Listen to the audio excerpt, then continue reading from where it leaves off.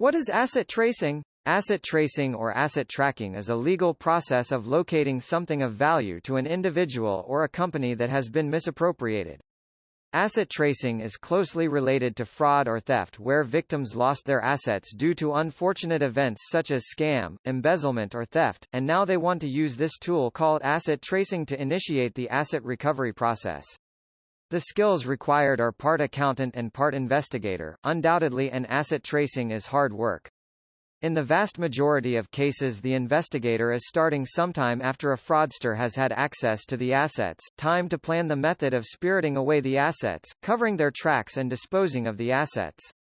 Then there follows the conversion of the assets into other types of assets and cleaning the trail, commonly called money laundering.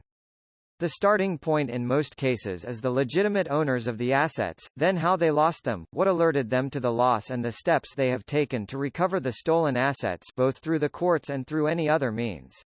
The investigator will become involved in both electronic data analysis as well as physical pursuit of the assets.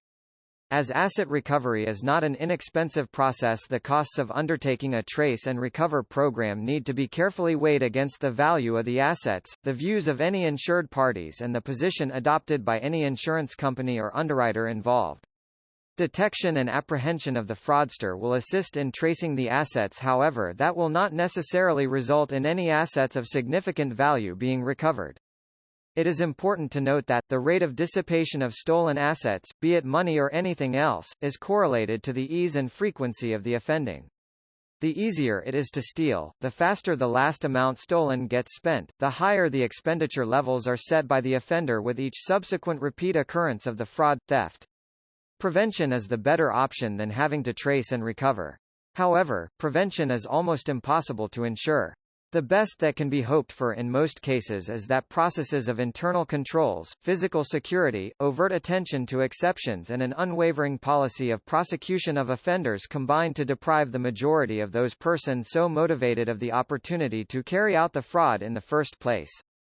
Please comment and subscribe if you like this video, and I will be happy to publish more articles for you.